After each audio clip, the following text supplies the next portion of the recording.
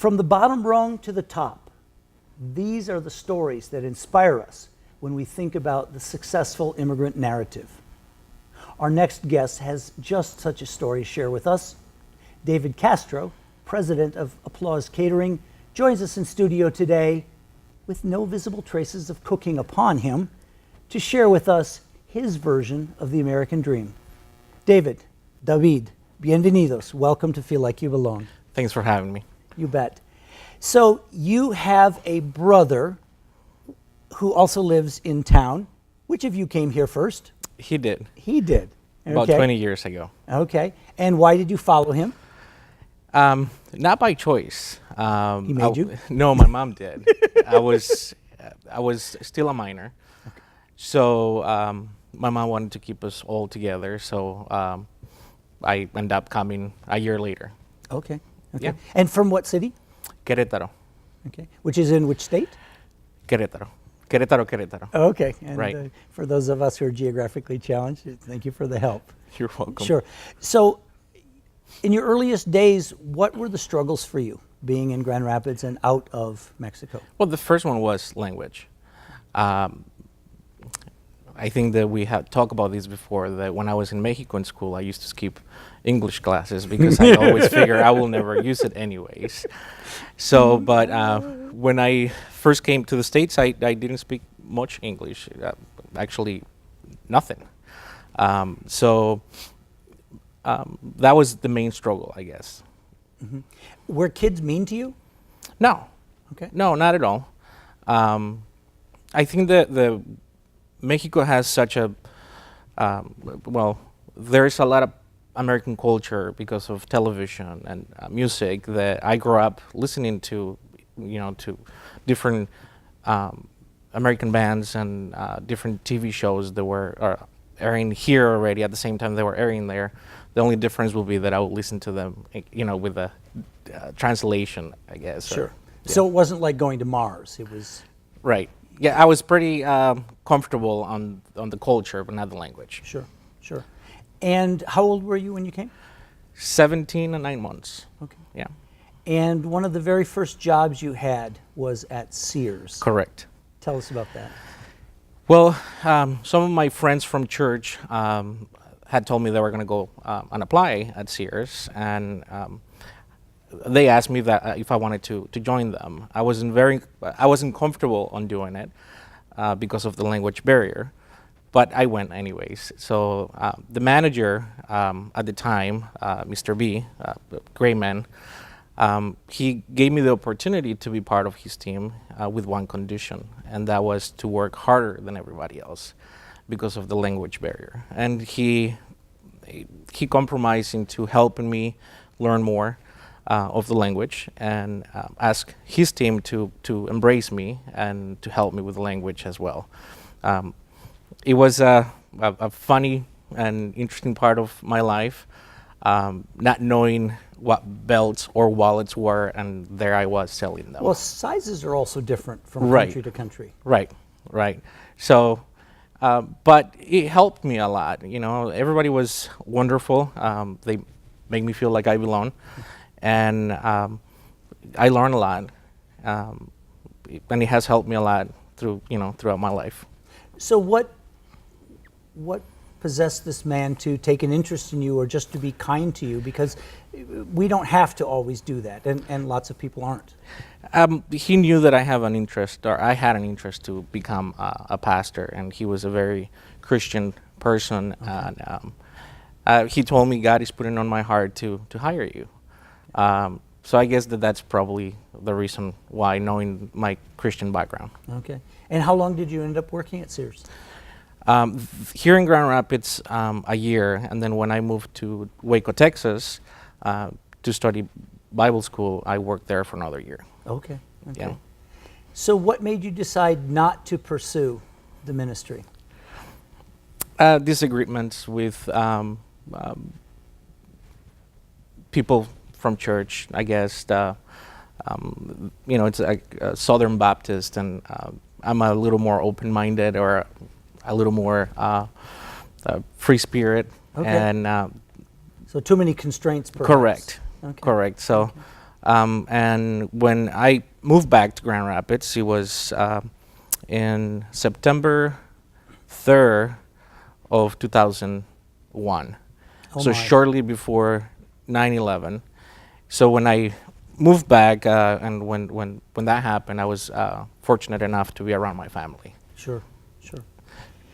The history of immigration anywhere, but certainly also to the United States, is that immigrants are much more entrepreneurial than natives in whatever land they are. In the United States, immigrants run their own businesses twice as much as native-born folks. You are now president of Applause Catering. Talk about the drive or the joy that you have in being a person who runs a business. Well, I started there as a server. Shortly after that, I moved into supervise events. And then shortly after that, I became a manager, the operations manager. And then after that, I became the director of operations and hospitality.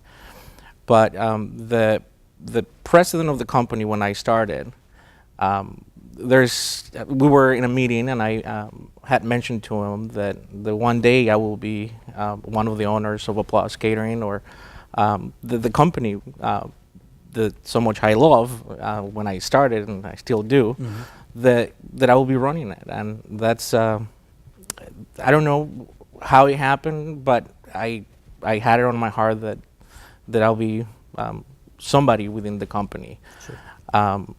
So when I first moved here, which I didn't tell you, my mom had a restaurant in Franklin, and near Diamond. So in the mornings when I will go learn English, I will go to the bus stop, and not knowing the language, there will be people that will start talking to me. And I didn't want them to know that I didn't speak any English. So I realized the saying really will take you very far in a conversation until they ask you a question. So, because they ask you a question and then you're like, It's hard to fake it. yeah. So, but then a night I will come and help my mom in the restaurant, either serving, cooking. So I have been in the industry for 19 years. For a long time. But you really, you worked your way up from the bottom rung now to Correct. a president. So talk about the company a little bit and what you do. Applause is one of the oldest catering companies in Grand Rapids. Is one of the biggest ones. We have great partnerships with a lot of venues in Grand Rapids. Some familiar ones that we would know? Grand Rapids Art Museum, Fred Meyer Gardens, the Grand Rapids Public Museum, the Goey Center, and many other ones. So our operation is quite big. We have an executive chef, we have a chef de cuisine, we have about 20 cooks, we have an operations manager, a hospitality manager, and about 60 servers, 2 salespeople, and then my partner Kathleen, which is our CEO, and myself. So is it out of one basic location here in Grand Rapids? Correct. Okay. We do not have, basically what we run out of our building is 100% catering. So we do not have a venue attached to it. Sure. So everything we do at some, At somebody we else's execute venue. it somewhere else. Right. Correct. Yeah, understand. So what are you proudest of about Applause Catering? The sense of, because we are still quite small, compared to a bigger city, we do have a sense of family. We take our jobs very serious, and we try to do with a lot of integrity. And really what I'm proudest of the most is the team in general. Yeah. So what does your job have you doing on a daily basis? Because I've seen you before in, sort of a chef's jacket at events, but that's not all that you do. No, it really is managing our staff, dealing with public relations. I do like to get in the kitchen quite a bit, especially with the Latin cuisine. Because you have roots there, right, with your mom? Correct, Right? correct. So I do like to get in the kitchen, grab a knife, and cook. And you know, I'm very passionate about what we do, and especially about the Hispanic community, and serving them, and cooking some of the food that that I know how to do, and which is authentic. And being able to present it in a very professional way. Which, when I first started in the company about 14 years ago, the things that we will serve, they were not really authentic, and we were introducing them like they were, and I was quite frustrated with that. So I'm very glad that I was able to change that, and to be a part of that movement. And now, you know, a lot of people are doing authentic ethnic food, whether if it's Indian or Mexican, Puerto Rican, and they're doing it in a much better way than what it used to be 40 years ago. And that's a big selling feature if you're able to say to people, this is authentic food, and the guests at your events who know authentic food, they're going to say, this is really good. Correct. Yeah, yeah. So what do you, going back to the topic a little bit of, about immigration, what would you like people, especially in this year, to understand about immigrants to the United States? That we're human beings. We're part of the community. That we are a working force. That we're providing a lot to this country. I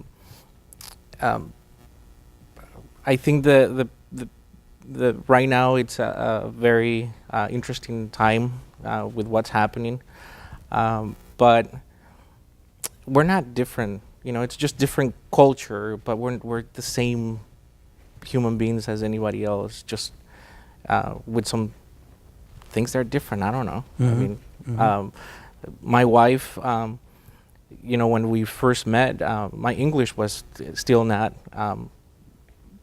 well, and she helped me a lot to be able to communicate, to say some things correctly. Is your wife a Michigander? She is. Okay. And you know, I used to ask her, do you see me differently? Because I'm from an immigrant from Mexico. And she said, no, I don't. You know, she's one of the first people that made me feel comfortable and make me feel like I belong. And you know, there has been other people, my partner is another one, they see me and they just see David. They don't see nationality, they don't see anything else but just David, you know, a person that they love, and I love them just as much. And I hope that, and something that I have told you before, I think, is that I have never felt out of place other than the language, you know, because having all that American culture, it kind of helped me embrace the country a lot faster than other people. But and then surrounding myself with wonderful people that were natives of here, helping me to understand the language, to embrace the culture, has been a blessing on my life. And again, my wife is the very first one to make me feel this way. Awesome, awesome. We have to wrap up in a minute here, but my observation was going to be, I think you become very embraceable if people see your passion, if they see your commitment to doing whatever it is you do really well, that's something we can all identify with. But my last question was, for people who are thinking about, yeah, I think I'd like to run my own business, do you have any advice for them?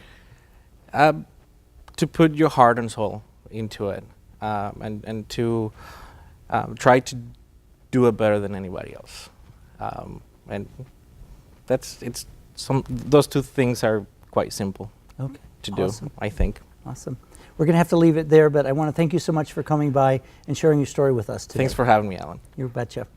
The hardest adjustment first was the snow. The snow is beautiful. I'm telling you, it is beautiful. When I looked at the snow when I was inside the house and looking at the snow, like, heaven is on the floor, heaven is on the ground.